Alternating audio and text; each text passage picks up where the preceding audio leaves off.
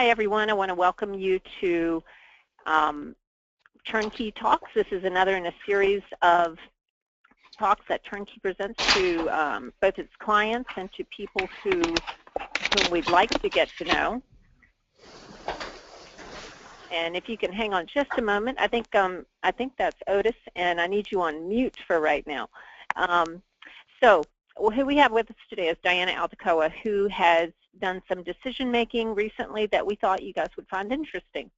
Diana had to figure out whether or not to charge a reg fee. She wondered, what is it doing to my event, and what's going to happen if I get rid of it?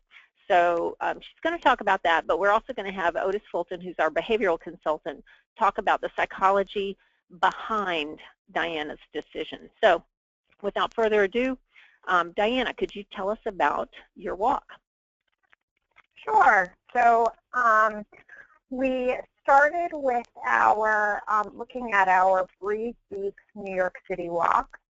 This is a walk that was started back in 2007, so it had been around for a long time. It had seen some ebbs and flows. It had grown from being about 150 people in its first year to over 1,000 people. It typically would happen in the fall, started in October, and then we had to move to November and move locations. So really one of our bigger revenue generating and participating generating events. So wanted to look at that market first to kind of really determine what would happen. So as you were thinking about whether to have a reg fee or not, I know that you had a new employee come in who had opinions about that. Yes. So in 2014, we had one of our development colleagues come on board, and she had come from an organization where they had eliminated registration fees. So one that had a walk program, had registration fees, and then moved away from that and moved towards a minimum fundraising for a t-shirt, and really saw the benefits of having that. So in part of what she was working on with us, she was really working on us developing the New York market. And the New York market at this point had kind of hit a stagnant. We weren't really seeing new people come on. We weren't really seeing new sponsorships come on. So part of what she was tasked with was to, really kind of look at that market as a whole and say, okay, what can we do to increase our revenue and our relationships in that area? So her suggestion was, let's remove the registration fee and let's move towards a fundraising minimum for a t-shirt. And so that person had a successful transition at the other organization. So you're considering doing it for your organization. I'm guessing that you might also have heard stories about other organizations who moved away from a registration fee who did not have good luck. I know that we've talked to a variety of folks, and while we won't try and go into the reasons that they were not successful on this call, I think the fact that people were out there who had experienced a significant decline is important. So clearly there's danger in making this switch, and it's not something to be taken lightly. So what we're going to move into now is the psychology that would impact, or that would be impacted by having a registration fee or not. And what we're going to spend just a few minutes doing is explaining the psychological basis, and then we're going to go back to Diana, and she's going to walk you through statistically what happened when that registration fee went away for New York City. So Otis, could you jump in and talk to us, give us a baseline on the psychology of the thing? I can. Hey, thank you. I promise I'll get back to reg fees, but I want to start off by talking about recognition. This is a picture of the African savannah, one of my favorite pictures. And one of the things we do at Turnkey is we run various recognition programs. And why is recognition so important? Why is it so motivating for people? 98% of our ancestors lived on the African savannah, and this is where our brains actually evolved to survive. And you didn't survive as a single individual on the African savannah for very long. You had to live together in groups. And over the generations, the biggest factor towards survival that evolved was sociability. And humans are really hardwired for sociability. And how that relates to recognition is a major social cue. What recognition tells us, when you recognize that there will be resources to be shared, you're going to be included. And so literally, the way that our antennas evolved to be attuned to recognition really depended on our very survival. And for a long time, next slide.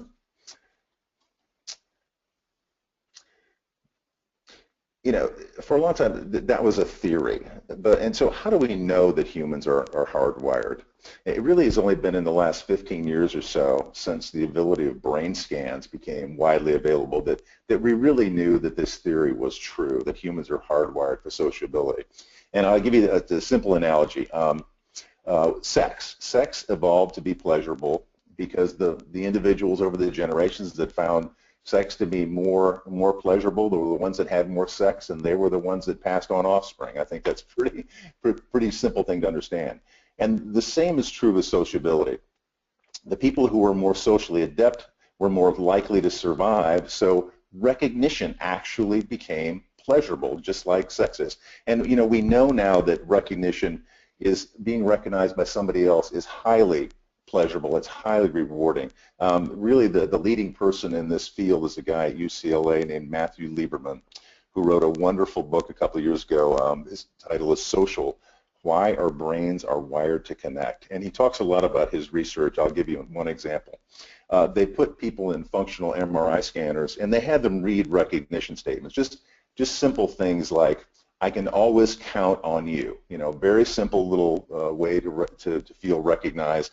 And what they found was that when people read statements like that, the reward pathway in their brains lit up were the same ones when you ate your favorite food. So literally being recognized is as rewarding. It's recognition's like food, just like our slides is here. And Lieberman has a great quote. He says, our brains crave the positive evaluation of others to an almost embarrassing degree. And I think it's something that we really underestimate, because we just see it so often in the world around us. So let's talk a little bit about the relationships that you've got with your volunteers. Next slide, please. There it is. There's a picture of a walk. The relationships you have with your volunteers are social relationships. Psychologists talk about social relationships.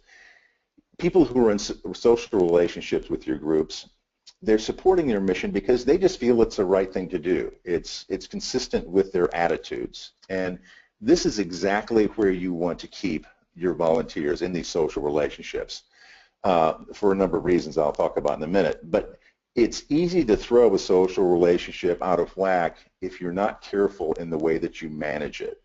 And a few years back, there was a study that was done in Israel. It was done with daycares that got a lot of attention. And they were having a problem with late pickups. Katrina, please, next slide. There, the daycare. They were having problems with late pickups. It turned out that 25% of the people in the public daycare system in Haifa, Israel, were picking up their kids late. Next slide, please. So, late pickups are a big problem, and so they decided to try a little social experiment. So they imposed a fine on late pickups. So if you came in between a half an hour and 45 minutes late, you had to pay a fine. I can't remember what it turned out to be in terms of American dollars. It was kind of non-trivial. It was $20 or $30. And so they instituted the fine, and after about 16 weeks, what had happened was, next slide, late pickups had actually increased. It increased gradually up to a point at 16 weeks where it was up to 40% late pickups, and they decided, well, we better stop before it gets any worse. And so after 16 weeks, they took away the fine, at which point the late pickups went up to almost double what the original rate was. It went up to about 48% from 25% originally. Well, how can we explain this? People live in two different worlds. They live in a world of social exchanges and they live in a world of market exchanges at the same time. And these two worlds have different norms. And introducing market norms into social exchanges violates the social norms. In fact, you know, the title of the study is very instructive. The title is "A Fine is a Price." And what happened here is parents reframed their social relationship with the daycare. I'm going to pick up my kids because it's the right thing to do. And they reframed it into a market relationship. How do we know that? We know that because when the fine was lifted, the late pickups increased. Now it just became an even better deal. And you know, when people shift from a social relationship to a market relationship, it's very difficult to get them back. I have a friend down that teaches at Duke University named Diana Aldecoa. He's a behavioral economist, and he has a great quote on this. He says, "Once you've offered to pay for her delightful Thanksgiving dinner, your mother-in-law will remember the incident for years to come." He wrote that in a book called Predictably Irrational, which you may have heard of. It was popular about five or 6 years ago. And one of the things that Dan's research tells us is that market norms trump social norms. So if people are in a social relationship with your organization and then a market norm comes in, the market norm will trump what they're doing. It's no longer the right thing to do. Now they're in it because something that they're gaining, which is where you don't want them to go. So Otis, before we progress, I guess it's probably self-evident that the fee in the daycare for picking up late is analogous to the registration fee. So I figure most of you got that, but just to say it out loud. It is. Again, the title of the study is "A Fine is a Price." What we will suggest here, I think, is that the reg fee is a price too. And that has some very bad ramifications as people get into market relationships.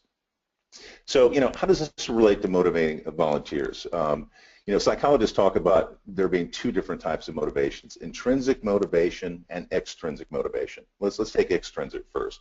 In intrinsic motivation, people are doing something in order to get something outside, extrinsic. Extrinsic motivation works. It works great, especially in one-off kinds of situations where you're asking something to do something once.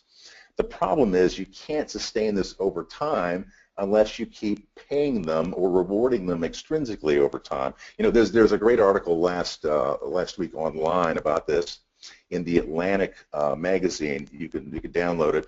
It's called "Against the Sticker Chart," and it talks about how when we extrinsically reward kids by rewarding them with a sticker chart, it kind of demotivates them in order to study and do well in school. People who are in extrinsic motivation, they always look at what they're getting and they think, was this worth my time? And again, that's not where you want your volunteers to be. You want them to be intrinsically motivated. You want them to think, I'm doing this because it's the right thing to do. And I've got a picture of a mirror here because their behavior and their attitudes are in sync. I'm doing it because it's the right thing to do. It's consistent with my attitudes. It's really part of who I am. So how do we develop this intrinsic motivation? Psychologists talk about developing self-labels. People who are intrinsically motivated behave in ways that are consistent with their self-labels. So what we want to do is give them opportunities to shape these intrinsic labels. And I'll give you an example from research. It turns out if you can get someone to describe themselves as a chocolate lover, a noun, as opposed to someone who loves to eat chocolate, okay, a chocolate lover as opposed to someone who loves to eat chocolate. It's a very small distinction. But the person who describes themselves with a noun, chocolate lover, their preference for chocolate is much higher than just someone who says, I love to eat chocolate. And that's because they've installed that self-label. So what we want to do is create opportunities for people to become, cancer evangelists. In politics, interestingly, which I follow pretty closely, the campaigns just want to develop the label voter with people who support them because they know that if people have the label voter, they'll go out and vote for their candidate. But getting them to vote is the important thing, so voter becomes an important part of what they're trying to instill. And again, people who are nouns instead of verbs, they have these strong intrinsic labels and strong intrinsic motivation, and it sustains over time. which is really where you want your volunteers to be. Otis, I will break in and give you all the good news, which is not only did I turn on the sound successfully, which is a technology, victory for me, but also I figured out now how to answer questions. So if you do have questions, please shoot them to me, and we have enough time in this session that we can answer questions as we go. So please feel free as we go through this stuff. Great. So let me just kind of wrap kind of the psychology portion here. We're talking about how recognition strengthens self-labels. There are several ways we've got up here in our little icons here. With a personal contact. I mentioned the guy from UCLA. He talks about our brains crave the positive evaluation of others. It turns out it doesn't even have to be someone who we know. When we're recognized by a stranger, the reward pathways light up the same way as it would for someone who's a friend of ours, which is really remarkable. But it's tough to personally reach out to thousands of people to recognize them. So we give them T-shirts. There's big T-shirt mandates in our industry. I like to say, we're all familiar with the phrase PDA. I like to say the T-shirts are PDA. They're a public display of affiliation. T-shirts aren't just walking billboards. The most important eyeballs who see the T-shirt really belong to the person who's wearing it, because it really strengthens their self-label. And then our third little icon here is, giving people a voice. Another very strong way to strengthen their self-label. In religion, you call it witnessing your belief. It turns out that when you try to recruit people, you try to persuade people to join in a mission or cause to support the things that you support, it very powerfully imprints that self-label on you, and your belief is greatly strengthened. Katrina, you might talk about Relay for Life and your experience with them, how they did that. Sure. This slide really is the path to how Turnkey actually came to its business model. 28 years ago when I started this company, we were a plain vanilla ad specialty firm. And as we served, first and foremost, Relay for Life, what we noticed was that there were trends in the data regarding product that seemed to not make sense. And when we began to really study it and understand it more fully, what we understood is that people were not working for gifts. They were working in order to self-identify, and that's sort of what this T-shirt does. It's a self-label reinforcement and a proclamation of who I am, not necessarily to recruit others or to advocate, but rather, to say who I am. I'm red-haired, I'm 5'6", and I'm with LUNGevity. So that's sort of where it came from. Relay for Life is extremely successful still, but in their heyday was incredibly successful at using these self-label reinforcements, and they did it in every form that you see on screen. And another form, which was they actually built self-label reinforcement into their event structure. At every opportunity, volunteers were put in charge, which also meant that they were advocating and witnessing all the time about what they believed about Relay and about curing cancers. They were recognized relentlessly from the stage. I even had one Relay for Life client who had a policy in her division that no staff person could ever take the microphone. It always had to be a volunteer on the mic, because she knew that was so powerful in terms of future behavior regarding the person who had the mic. So I think Relay for Life did it best, and that is still their secret sauce, even in their decline. They've I think, got folks in there who may not understand this dynamic the way the older guys did, but it is still what drives that event. So now we go to the killer. Otis, you want to address this one? Sure. Again, anytime people move into a market relationship, you're going to demotivate them. Again, you want to keep them intrinsically motivated. And it's interesting, in the studies that have been done on the presence of money, there's the expression, it leads a chilling effect.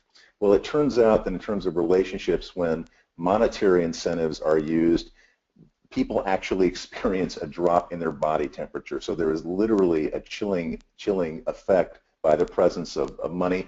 and also things whose monetary value can be calculated. So, psychologists you use the expression the less leads to more effect.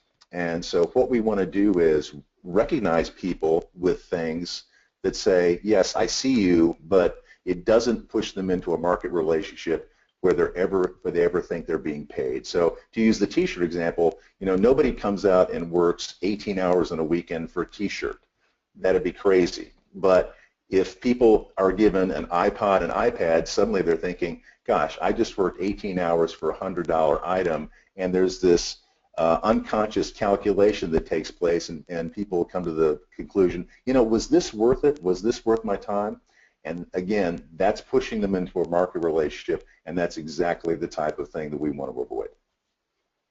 Okay, so the hypothesis then is that the registration fee immediately instigates a market relationship. And what Diana is testing in New York City is that absent that registration fee, will people be in a social relationship to a higher degree, and will their self-label be stronger as a fundraiser if I don't inspire that transaction, that market relationship?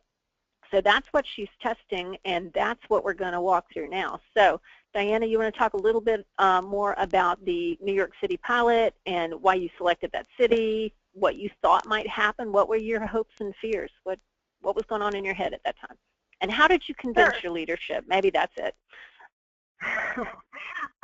Well, so we, after talking to our development staff member and kind of looking at that, we did, our walk was very heavily pushed forward by a volunteer committee. So we took the, proposal and said, listen, this is what we want to do. We want to remove the registration fee, and we want to encourage people to fundraise $100 in order to get a t-shirt. We know that people go crazy for those t-shirts. So, imagine what we could do instead of each person, only paying $25 if we can get them to fundraise $100, what would that do to our revenue? Definitely met with a little bit of skepticism, and I'll be honest and say even some of my own, to say I'm going to walk away from $60,000 in revenue from a registration fee. That's a really scary thing. We, had some thoughts that, okay, maybe it's not going to take 1 year or maybe even 2 years for this to do exactly what we want it to. But, knowing that there are a lot of other organizations out there who are taking on this model, and especially in New York, looking at some of the other walks and runs that were going on and realizing that a lot of them were following that model, we had to trust that there was something right here. We got a little bit of pushback in terms of, thinking, okay, well, what if, I register myself and my 3 kids? Does that mean that my kids each have to raise $100 or they don't get a t-shirt? And we kind of walked into it saying, listen, let's just try it and see what we can do. And, let's see what kind of pushback we get. And maybe we'll have to make a little bit of tweaks. Maybe in the first year we'll have to make a few concessions that we, maybe don't want to make long term. But to avoid some confusion, we can, talk about somebody who comes to us and is really, really upset. But, in the end, we were able to convince the committee to be able to move forward with this, get on board, and give it a try. Well, I applaud you, and I'm sure you were thinking about, as you were making this decision, what are the worst possible scenarios? What could happen? I mean, what if the weather's bad? Yeah. You had a pretty good hunk of income that came in on event day in the past, you thought. And then, what if, you were making decisions in what proximity to the event date? It was pretty tight, right? Well, yes and no. We were still farther. We still had enough time that we were able to, reach most of our participants and returning participants to let them know about that change. But our website had already gone live, so we had started planning, and this was kind of a change that we should have thought about a little bit earlier. We should have done from the very beginning, to avoid any confusion. And there was that, that was one of the pushbacks is, well, we've already have some people who have registered, and paid a registration fee, and some people who are already on board, what do we do with that? And that definitely was something that we did think about. Okay, and then the other thing that could happen is maybe the volunteers might not be on board. So the first thing happened. You had, if not a hurricane, pretty darn close that day? Yes, it was awful. Event day, the first year we rolled this out was awful. It was raining sideways. We had a pretty good pre-registration, but maybe 100 people showed up. And as Katrina said, we had pretty good event day revenue coming in from people who were registering the day of, people who were making donations the day of, people who were taking part in, our food or, other activities that we had going on and making donations. So we definitely, were thinking about, okay, what are we going to do? The weather was awful. And it definitely, and we had been, this was the first year since 2007 that we had not, we didn't have a beautiful, warm, sunny day. Wow. And then your website went live with the wrong info, which is not helpful, and you even took some registrations, correct? Yes. So as I said, our website did go live, and so we did take some registrations. We, what we did is, try to contact all those people and say, listen, here's what change we're going to be. Here's where we're moving. We're moving towards this fundraising minimum. Luckily, it was just a few people, but we really did need to make sure that we were communicating very clearly in everything that we were doing, from that point forward. Yeah. And then lastly, some of your volunteers were definitely not on board. Yes. Even though we had convinced, our committee and told them that this is what they wanted to do, there certainly was, one or two of them that, were not on board and said, I really don't like this idea. I think people are going to get really upset by it. But if everybody else agrees with it, I'll go along with it. But they, they definitely were not, thinking it was successful. And even after we had, such an awful event day in 2014 with such bad weather, I'll be honest and say that they still weren't convinced because, instead of having 1,500 people on event day, you only had 100. So there was definitely still some skepticism that we didn't really get a true taste of what it was going to be like when people came to check in and found out that they didn't get a T-shirt. Mm-hmm. All right. So basically, so far, everything that could go wrong went wrong in terms of trying this thing. In the best scientific studies, you hold as much constant as you can in order to test one variable. And clearly, you had a lot of variables at work, but most of them were on the negative side. So I think what that means is that your results would be a very conservative estimate of success or failure. Would you agree? Right. Yes. Yeah. So we're going to move into the data now, and each slide is very much like this. So there are a lot of data slides, but they're going to go through pretty quickly. The 2014 column is the one that's circled typically and has an arrow pointing to it. And this first slide shows you registration income, which was, as per the plan, almost zero. The tiny little bit there were the registrations that came in before the site got changed. And even though you expected and planned that, I'm sure it still looked pretty scary on paper. Well, I mean, look at that graph and look at, how much you lost. So yeah, it is a very scary thing to say, wow, we just, we left that revenue on the table. Yep. Okay, and then, I would have guessed that with zero reg fee, you would have had more participants pre-registered, but that's not what happened. Right. We had, we were definitely down. And I do think that part of that was, typically our history had shown that, we saw spike kind of in that week of event day. And we also, as I said, we had a pretty good outcome of people coming out on event day to register. And so I think the weather played a factor in that, and we had lost some of those people because they looked at the weather forecast and knew how awful it was going to be. Got it. All right. And unexpectedly, your expenses were elevated. And you and I talked about this, and you weren't really sure why that was, but it simply was, right? Well, some of it I had to do, there was a couple other things that we had done that year, in order to kind of, with that new development person on board to look at it, recognizing, some of our top fundraisers a little bit more. We had some new sponsors, so it needed to increase some of our tents and things like that. So there was a couple of other things that were going on separate to, removing the registration fee that I think impacted, the expenses a little bit. And which should have impacted the income as well had the event actually taken place instead of the pseudo hurricane that you had. Correct. All right. Yes, absolutely. So on the upside, kind of going the other direction now, you had more people make donations that year in 2014 for New York City. Yes.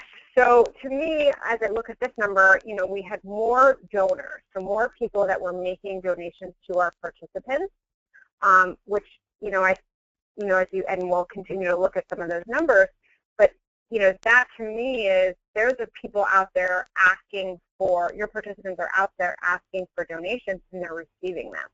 So they're starting to, fundraise a little bit more, and we've got more people saying, yes, I will support you. It's just a little bit, but at least it's going in the right direction of what we wanted it to do. Yeah. So you had fewer people out there asking, but they were asking more often than in your previous and they were getting better results. They were getting more people to donate to them. Got it. So this probably relates to your increased expenses. The increased expenses had to do with income that you were generating partly through sponsors, and this potentially increased income, sponsorship and other event revenue was tied to that, would you guess? Yes, that was that was mostly tied to our sponsorship revenue. Okay. And then the number of teams pretty much skyrocketed. That went up a ton. And again, I think, thinking about getting people who are connected to the mission and really connected to the cause, and getting them to think of this as a fundraising event and start their team, we had a lot more people come out. I don't think it was something that we necessarily were planning or hoping for, but was, definitely a positive result that we saw, and I think it is tied to the registration fee being removed. Okay. And then now we're kind of seeing what you hoped for, what you thought would happen. And that's that our individual fundraising income is going up. So again, we have got less people registered, but they are fundraising more. So we saw our sponsorship dollars go up, and that was, a result of one set of efforts. But now we're seeing all of our participants and what they're raising also go. And so that was something that we were definitely hoping for. Excellent. And then, this is the big number, your participant fundraising average was up. Yes. So that went up from, just under $100 per participant to, just under $120, which is a pretty big jump. And again, you're talking about less participants. You've got less participants raising more money, and their average that they are each fundraising is higher. So again, they are going above that $100 mark. So maybe some of those people who were fundraising nothing before, they were just paying the registration fee showing up, are now fundraising $100, and those people that were already fundraising $100, they are starting to, go above and beyond that because they've got this, mentality of I need to raise money for this event in order to participate. Got it. And I should have noted this column earlier. In 2011, you actually had much fewer participants, but you must have had one huge gift or one team that just knocked it out of the park, because we noticed, I didn't show the slide, but the participant number was lower than in 2012, but you had this big spike in fundraising average and in all income. But I think that was related to one big team or one big gift that happened in the context. So yeah, so as you look at these numbers, folks, I would take that year as an anomaly where one big gift impacted a relatively small number of people in terms of averaging. So total revenue then, when you and I talked about it before, you said you would have been happy with a small decline, which in net revenue you actually experienced, which is shown here. So we thought this was a complete win, right? By the time you get to the end of the day, but yep, total win. And so but that's not the end of the story, folks. Actually, it gets even more interesting. So to show some of these numbers that you've already seen side by side, you can see total expenses a little elevated in 2014 for the pilot. Total revenue, good. Net revenue, good. We'll take that, absolutely, to transition away from a registration fee, given the implications of doing that, which is higher future revenue and more retention of fundraisers as well, which is not even something we're talking about here, but it's true. And then looking at the pilot again, it just looks like good news, good news, good news. And then it changed, and 2015 happened. So, Diana, do you want to talk a little bit about 2015? So 2015 for us, kind of across the board, we saw decline across all of our events. We saw a decline in participants. We saw a decline in sponsorship. We saw a decline in overall revenue. What we did really focus on in 2015 is adding some new events. So when you think about our program as a whole, not just looking at New York, we had added 10 new events in 2015. So, the expectation was that everything was going to go up, but the trends that we were seeing was that things were going down. But when it came to New York, although they followed that general trend, there were still some things that we saw that were really good, and we've got a few more slides that kind of help paint that picture. But we did continue to, the results for us were good enough in 2014 that we decided we were going to continue to try the $0 registration fee with the $100 fundraising minimum for a t-shirt in New York in 2015. I was able to get our committee on board one more year to say, listen, we really didn't see, all those things that you brought to my attention. People are going to be annoyed that they don't get a t-shirt. Check-in is going to be crazy. We didn't get a real good test of it because of the bad weather. So let's see if we can try it again. Hope and pray and do everything we possibly can, our happy rain dance, so that we don't get another day like that, so that we really can see if there are implications when we do have 1,500 people show up. So to give you some data on that front, here is New York City, the dark green bar, and it shows declining number of registrants that year, and that was something that you saw nationally. You felt it was something that I saw nationally, yeah. Yeah, so New York was responding in like manner to whatever it was going on nationally. Net income was down, and the number of participants was down significantly. But there was something about these participants that was different than the rest of the nation. The number of donors was also down. I forgot about that one. Yeah, so it was, just things were happening to this event and to all events that was really significant. Even your sponsorship and other event revenue was down. So it was just sort of a bad, what's going on sort of thing. And then, even the number of teams went down. So, I imagine once you're showing these numbers, you're like suddenly getting an invitation to a board meeting, and you're like, I don't want to go. But and again, net revenue also down, and individual fundraising also down in New York City as well as the nation. So, you're looking at your pilot and you're going, oh, what the heck? Everything is bad, bad, bad. National trend in fundraising, there was a $2 increase in year-over-year fundraising, but still, that's pretty tough, given everything that's going on. But then you looked at this, and this is probably the most important slide in this deck. And this is your average participant fundraising as compared year-over-year to New York City in 2015. Right. So if you look at what every other event was doing in 2015, their average fundraising, the individuals who were participating in events, their average fundraising was just over $80. But when you look at New York, they were over $120. So again, those people that are fundraising for New York, and yes, everything's lower, our participants are lower, our donors are lower, our teams are lower, everything looks awful, but look how much more money that they are fundraising than compared to everybody else who is paying a registration fee. So there's definitely, I think, that shows the correlation between having to feel like you are expected to fundraise and you can earn your t-shirt that way and show your affiliation to the organization, as compared to just paying your registration fee and kind of saying, okay, I did my job and I'm done now. Mm-hmm.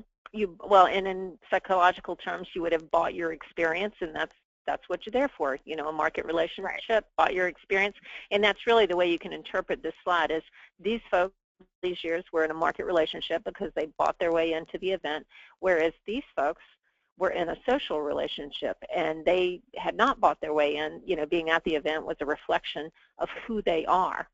One of the things that we know is that, by advertising with a reg fee, you imply that there's something of value that you get when you register.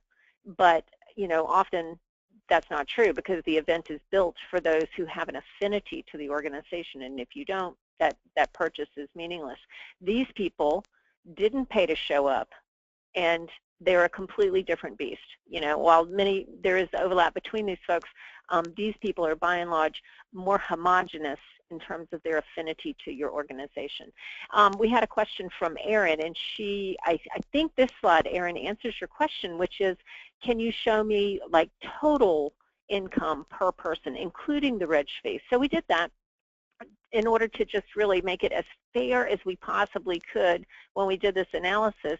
And we added the registration fee to these columns in terms of income to show the total amount of revenue that came in on that person, their fundraising plus the reg fee, and in the case of New York City, the reg fee being $0. And as you can see, it's still quite different. One of the things that we were not able to measure this time is that we know that people who don't pay a reg fee are more likely to retain and come back next year. And that's not something we measure, but when you think about that and you think about the fact that a retained participant raises more, then what you've got going on is an exponentially increasing effect where you're adding more and more people into the mix who have higher and higher income. So it's the analysis can get quite, but it's pretty darn uplifting, I can tell you. So the next slide shows you an interesting thing about New York as well. And you want to address this one? And also, I'm wondering if the tenor of the event was different as well. I think so this shows how the percent of $0 fundraisers in New York went down as compared to the national average. And yes, everything went down, and when your participants are going down, that number is probably going to naturally decrease. But look at the disparity between every other event in 2015 as compared to just New York. Again, you've got less people who are just showing up to the event and not contributing in any way, and are not fundraising in any way. And that was another indicator that we like to use to look to see, okay, are people fundraising or are they not, so that we can figure out, combined with all the other data that looks so bad, New York is not performing the way it was, well, okay, but people are doing what we want them to. You know, their average fundraising dollar is going up, and their percent of $0 fundraiser is going down. And those were the two things that we wanted to see. You know, we had a great event day. The weather was nice. You know, everybody did, you know, a lot of really great teams out there. So, you know, in terms of the event itself, it was more along the lines of what we expect to see in New York. And we did not have, you know, many people pushing back on us to say, hey, where's my T-shirt? You know, I get a T-shirt. I think people got it. We had communicated enough. They were excited to be there and excited to get their T-shirt. And, you know, at the end of the day, you know, I did have a volunteer who said to me, you know, I still hadn't bought into this. I still thought it was going to be a mess, but, you know, nobody complained. So, you know, we really felt that these indicators and what we were experiencing on event day was pointing us in the right direction. So I think this graphic really sums up what Diana went through in making her decision. You know, on the surface, when you look at event data, it can look really simple. We need to charge a registration fee. We've got 2,000 people showing up. If every one of them spends or pays us $25 or $35, then we'll make this much money. And that seems like a simple answer, but it is in fact a wrong answer. The right answer is really complex, and it starts on the African savannah. Who knew that it would start there? But it is very complex, and sometimes when you look at the data, there are other factors that hide things. You know, one of the things that scientists say is that data without theory is meaningless, and this is a really great example of that. Data without theory, in this case, would have given the wrong answer. So to sum it up, I tried to think about what this means, and I think what it means is these people didn't buy their way in. They definitely were there for a mission reason, and that manifested in their behavior, which was something you could see in the. So I am looking at questions right now. That's the end of our presentation. I'm going to go to this. You can always hit us personally, but I'm also going to answer a few questions.